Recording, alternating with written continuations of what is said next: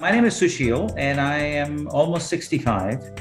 I retired 3.5 years ago. My main passion has been cooking, right? But it's basically a joint effort between me and my wife. So I mean, if I say that I'm passionate, well, she's equally passionate. She basically got the flower garden going, and it's amazing. That's been our passion, and we've been doing it for the last 3 years since I retired. It's become my new passion, but cooking didn't stop because everything we grow needs to be prepared and put away. What you grow, you can actually enjoy, and it puts a smile on your face when you wake up in the morning and you see all the beautiful flowers. It has had the best effect on my health. All of my blood chemistry has never been better.